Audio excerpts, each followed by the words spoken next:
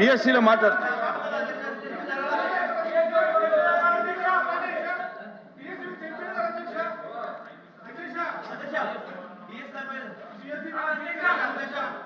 ఇప్పుడు బిఎస్సీలో మీరు అడిగిన దాని మీద మాట్లాడతాము. మీరు అడిగిన డిఎస్సీ మీద బిఎస్సీలో మాట్లాడతాం. రామప్రసాద్ గారు, ఎస్ సార్.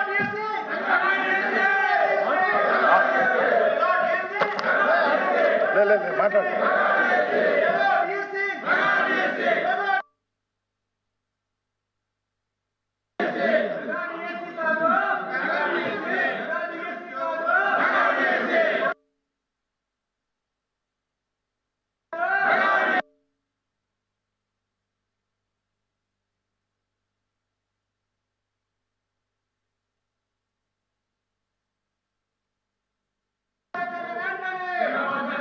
ప్లీజ్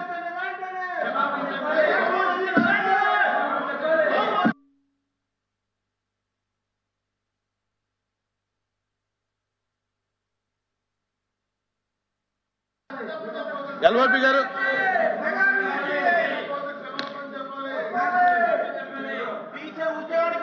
ఎల్ఓపి గారు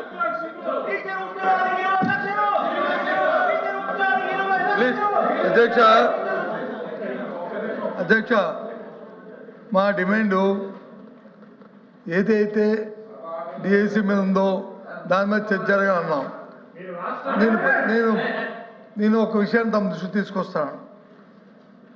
ఇది నాకంటే ఇంతకు ముందు అచ్చెన్నాయుడు గారు అగ్రికల్చర్ మినిస్టర్ గారు మాట్లాడారు. ఆయన మాట్లాడిన భాషను ఒకసారి చూడండి. ఆయన మాట్లాడుతూ బొత్స సత్యనారాయణ గారు దద్దమ్మ మనిషి మనిషి మనిషి మనిషి మనిషి మనిషి అధ్యక్ష అధ్యక్ష అధ్యక్ష అధ్యక్ష అధ్యక్ష మనిషి మనిషి మనిషి పెరిగితే బుద్ధి రాదు. ఎద్దులాగా వచ్చి ఎద్దులాగా ఎత్తితే మనకి వచ్చి తెలుతాడు రావు. భాష బాగోవాలి. ఎవడు దద్దమ్మో, ఎవడు అమ్మోతులాగా ఉన్నాడు, ఎవడు పరిపాలన చేస్తాడు, ఏ రైతులు వచ్చి ఎరువులు లేక వస్తున్నారు, ఏ రైతులు ఇబ్బంది పడతారు రాష్ట్రంలో, ఈ దద్దమ్మ వచ్చి తెలుస్తుంది. దయచేసి ఈ భాష మంచిది కాదు. ఈ సభలో శాసనసభలో మంచిది కాదు. ఆ భాషాన్ని విద్య చేయండి.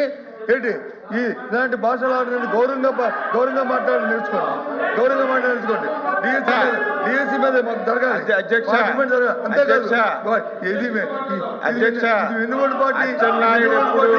అచ్చెన్నాయుడు ఎప్పుడు అన్పార్లమెంట్ మాట్లాడదు అధ్యక్ష. మీరు గత ప్రభుత్వంలో విద్యాశాఖ మంత్రిగా ఉండి 5 సంవత్సరాలు 19, 20, 21, 22, 23, 24 అని 5 సంవత్సరాలు లక్షల మంది యువకులను అధ్యక్ష డిఎస్సి పెడతామని చెప్పి ఆశ చూపి డిఎస్సి పెట్టలేదు. ఆ రోజు విద్యాశాఖ మంత్రిగా ఉండి మీ గొడ్డల పార్టీ అధ్యక్షుడిని కనీసం చెప్పలేని వ్యక్తిని ఏమనాలి మీరే చెప్పండి అధ్యక్ష. నేను కట్టుబడి మీరు ఎరువులు అంటున్నారు, వ్యవసాయం అంటారు. దేని మీదైనా ఈ 2 సంవత్సరాల్లో వ్యవసాయ అనుబంధ రంగాలు ఏ శాఖ అయినా మీ పాలన మా పాలన చర్చించడానికి ఎన్ని రోజులైనా సిద్ధంగా ఉన్నాం. దద్దమ్మ అనేది అన్పార్లమెంట్ అయితే చెప్పండి అధ్యక్ష. దద్దమ్మ అనేది అన్పార్లమెంట్ అయితే చెప్పండి, క్షమాపణ చెప్తాను, నాకేం అభ్యంతరం లేదు. చేతకాని వాళ్ళని దద్దమ్మలు అంటారు. మీరు విద్యాశాఖ మంత్రిగా ఉండి డిఎస్సి ఇప్పించడంలో వైఫల్యం చెందారు కాబట్టి, చేత కాలేదు కాబట్టి దద్దమ్మన్నాను అధ్యక్ష. ఇది అన్పార్లమెంట్ కాదు.